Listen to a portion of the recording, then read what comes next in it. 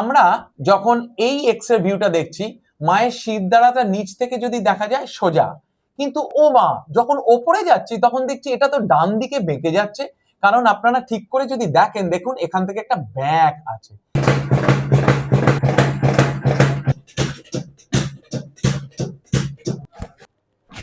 Oh my gosh, that's solid.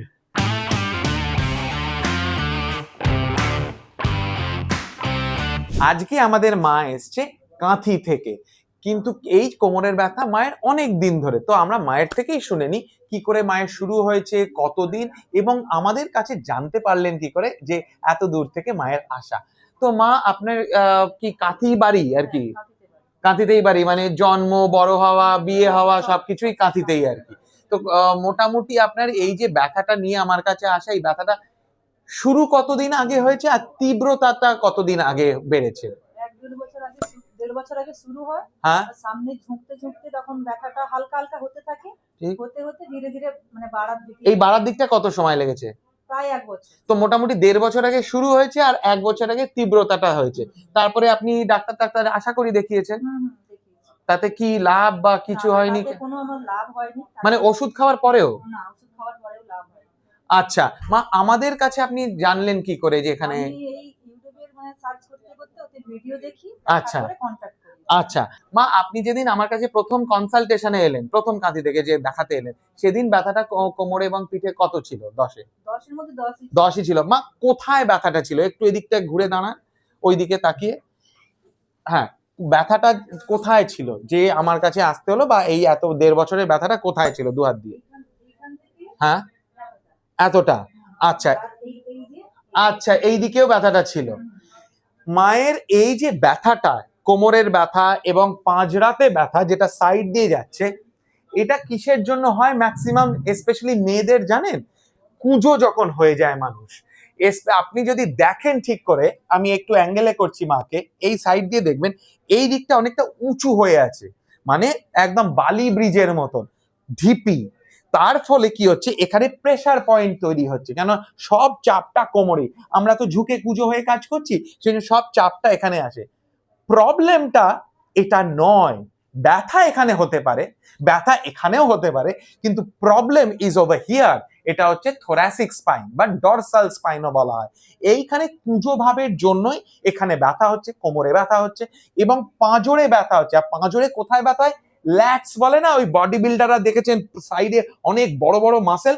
তো মায়েদের এখানে মাসেল খুব একটা হয় না, স্বাভাবিকভাবে সংসার করতে করতে এখানে ফ্যাটে হয়ে যায়, ফ্যাট পরিণত হয়ে যায়। তো খুব থলথলে, বাংলা ভাষায় যেটা বলে থলথলে হয়ে যায়। তো থলথলে হওয়ার কারণে এই জায়গা থেকে টান পড়ে, ল্যাটস ইনসাফিসিয়েন্সি হয়ে যায়, তো ল্যাটসের ডিসফাংশন তৈরি হয়েছে। তো মায়ের এই যে আমি যে এতক্ষণ প্রবলেমটা বললাম, আপনাদেরও যারা দেখছেন তাদেরও হয়তো এই প্রবলেমটা আছে। কিন্তু দেখুন এক্স রেটা কি বলছে আমাদের সঙ্গে। আমরা যখন এই এক্স রে ভিউটা দেখছি, মায়ের শিরদাঁড়াটা নিচ থেকে যদি দেখা যায় সোজা, কিন্তু ও মা যখন ওপরে যাচ্ছি তখন দেখছি এটা তো ডান দিকে বেঁকে যাচ্ছে। কারণ আপনারা ঠিক করে যদি দেখেন, দেখুন এখান থেকে একটা ব্যাক আছে। এই ব্যাকটা ঠিক স্কোলিওসিস বলা যায় না, এটা মোর অফ আ ট্রান্সলেশন। তো ডেক্সট্রো ট্রান্সলেশন হয়েছে অন দা থোরাসিক স্পাইন বা ডরসাল স্পাইন, ঠিক এই জায়গাটায়। তার দরুন কি হয়েছে, এই দিকের মাসেলস, এইটা হচ্ছে ডান দিকের মাসেলস গুলো ছোট হয়ে গেছে, টান পড়ছে। দ্যাট মিনস ডান দিকের muscle is becoming tight and weak. এইটার আরেকটা কারণ হচ্ছে, এই দিকে আমরা যখন দেখালাম মায়ের যে কুঁজো ভাব, এই ঠিক এই ভার্টিব্রা থেকে এই পর্যন্ত অনেকটাই কুঁজো হয়ে গেছে। তাহলে আমাদের ট্রিটমেন্ট কি? মায়ের ব্যথা এখানে, কিন্তু প্রবলেমটা এখানে, যার ফলে মায়ের 4-5 দিয়ে ব্যথাটা উঠছে। তো দেখা যাক, এক্সরেটা তো বুঝলাম। তো এই রকম ট্রিটমেন্টের জন্য ওষুধ খেয়ে কি কিছু লাভ হবে? মনে হয় না। আর হলেও খুব সাময়িক হবে, কারণ it's a structural problem. Structural problem মানে আমার বাড়ি বেঁকে গেছে, তাকে কি রং করলে ঠিক হবে? না, তাকে স্ট্রাকচারটাকে সোজা করতে হবে, নাহলে তো ব্যথা থেকেই যাবে। সাময়িক দেখতে ভালো লাগতে পারে বাড়িটা, কিন্তু যতক্ষণ না বাড়ি সোজা করা হচ্ছে ওই প্রবলেমটা থেকেই যাবে। তো মায়ের এই প্রবলেম সুরাহার জন্যই আজকে আমাদের কাছে আসা, এবং মায়ের ট্রিটমেন্ট। আপনারাও সাথে থাকুন, দেখুন মা শেষে কি বলছেন।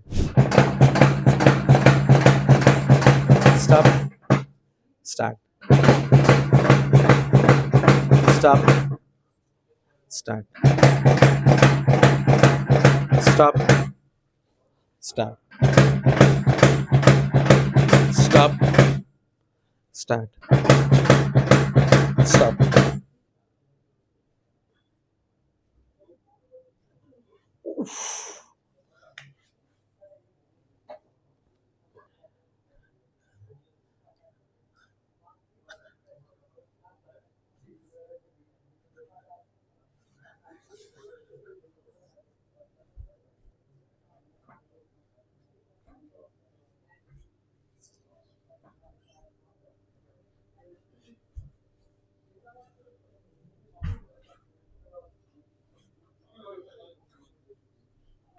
Done.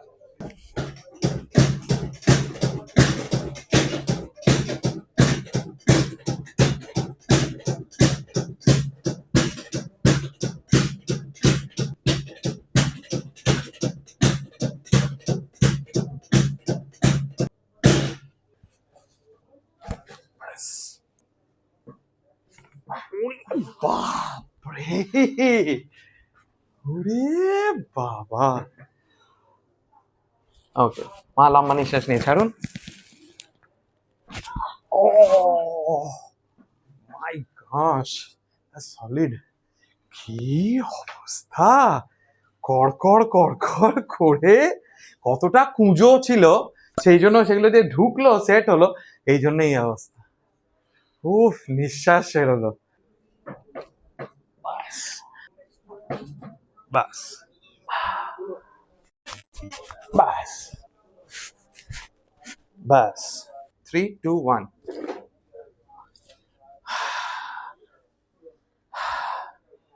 মা লুজ।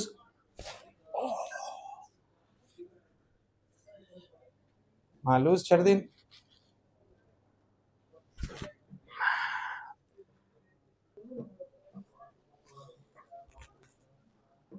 হালকা করে রাখুন শরীরটাকে, যত ঢিলে রাখবেন তত সুন্দর করে বসবে।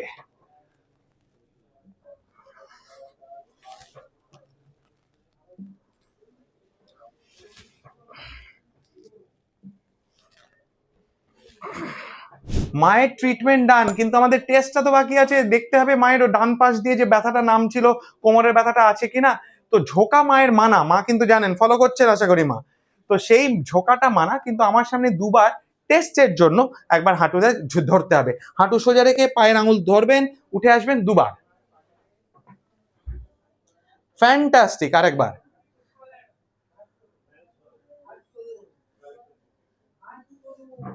কিরম লাগছে? ঠিক লাগছে। কোনো ব্যথা আর আছে কি? তো এইটা মায়ের সাস্টেন হচ্ছে কি দেখতে হবে। তো এ তো সবে পরীক্ষা দিল, রিপোর্ট কার্ডের রেজাল্টটা তো বেরোবে। তো মা এখন আসবে মাসখানেক পরে, মাসখানেক থেকে মাস দেড়েক পরে, এবারে বাড়ি চলে যাবে কালকে। তো তারপরে আমরা বুঝতে পারবো মার যে এক্সারসাইজ গুলো দেওয়া হয়েছে সেগুলো যেন ঠিক করে করেন, মাকে যে ডুজ অ্যান্ড ডোন্টস দেওয়া হয়েছে সেগুলো যেন ঠিক করে ফলো করেন, মেনটেন করেন। তার মধ্যে নিচে বসে কুটনো কাটা, রান্না করা, ইন্ডিয়ান স্টাইল টয়লেট করা, সেগুলো করা যাবে না কিছুটা দিন, এই মাসখানেক মাস দেড়েক মতন। তারপরে সব যখন ঠিকঠাক থাকবে, দেওয়াল মজবুত হয়ে গেল, তারপরে মায়ের নর্মাল, ব্যাক টু নর্মাল কাজ করবে। কিন্তু মাকে এক্সারসাইজটা দিনে 3 থেকে 4 বার করতে হবেই হবে। তাই তো মা, করবেন তো?